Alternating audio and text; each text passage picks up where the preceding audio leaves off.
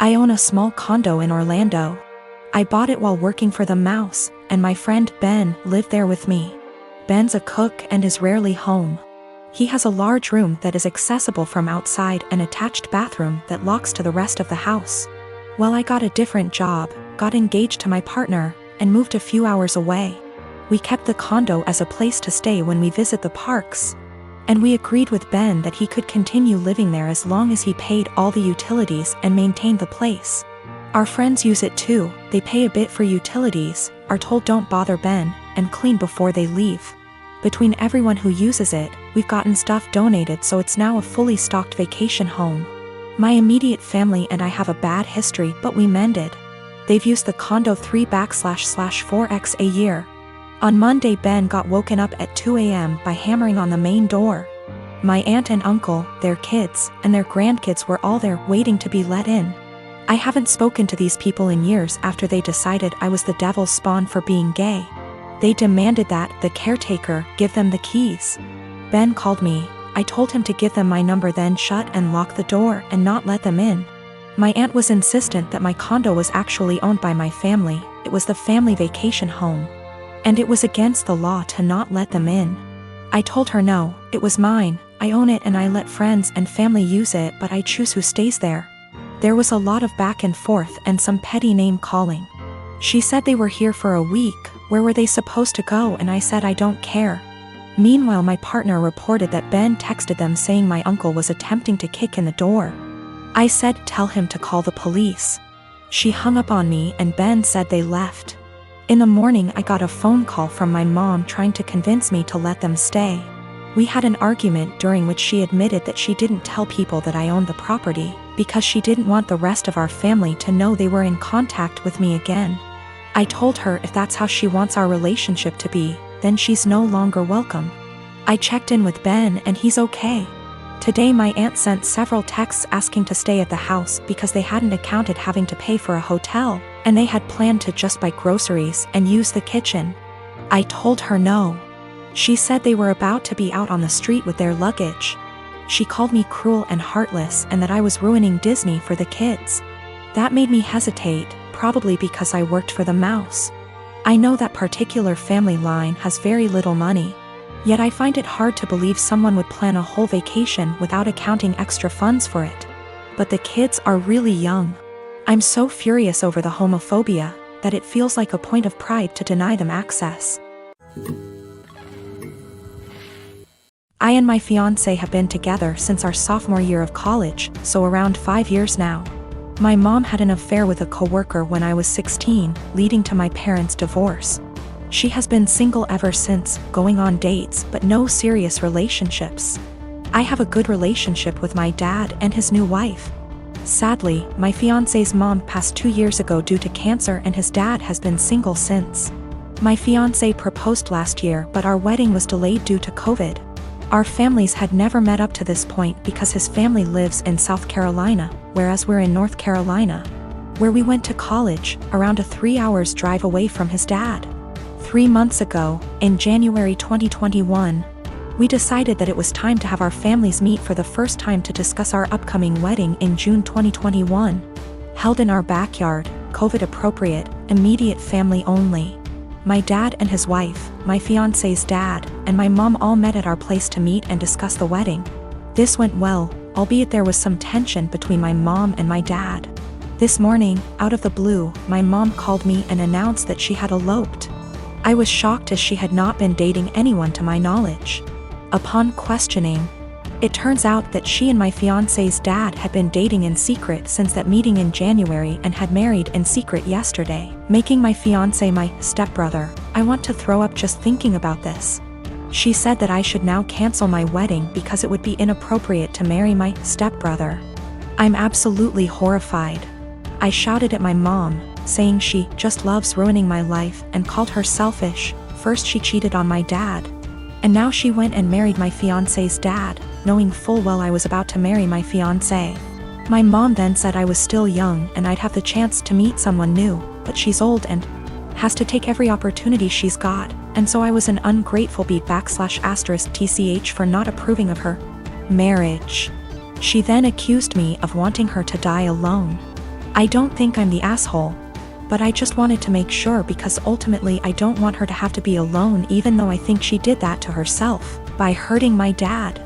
I think I should be allowed to marry my fiancé as we met first. I'm also 12 weeks pregnant with my fiancé's kid, so that complicates matters more. We haven't told anybody yet. I don't know much about whether it's legal to marry your stepbrother. Honestly, I still don't know how to feel about this because this still feels kinda gross to me. We'll probably be going low or no contact. I am a 17 years old female, and I still live with my mom, my stepdad, and my 2 half-siblings, 5 and 7 year. My dad died when I was 5, driving me to the hospital. Mom didn't want to pay for an ambulance.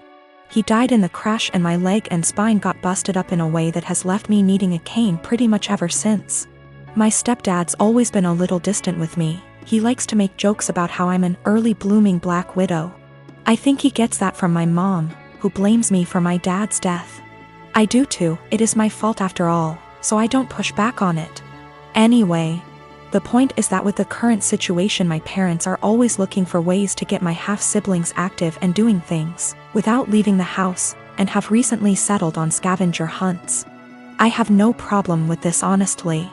I wish they'd stop hiding stuff in my underwear drawer, but it's a 5-year-old and a 7-year-old, so that's not the worst. My problem though is that they keep taking my cane when I'm not looking. I tend to get lost in my homework and my writing hobby and zone out. And having it be one of the items that my half-siblings have to find. When I complain to my stepdad, he's a SAHD, so is usually the one running these things. He scolds me for being selfish and points out that my swivel chair has wheels if I need the bathroom and that they always get it to me before I have to go downstairs for dinner. I tried my mom yesterday, and she said that I was being a brat and that if I wanted a father who cared about me, I shouldn't have killed my dad. I got really upset at that point and called my grandparents, my mom's parents. Dads are dead too. They showed up at 10 p.m. yesterday, and Grandma screamed at them while Grandpa packed my stuff up and helped me out to their car.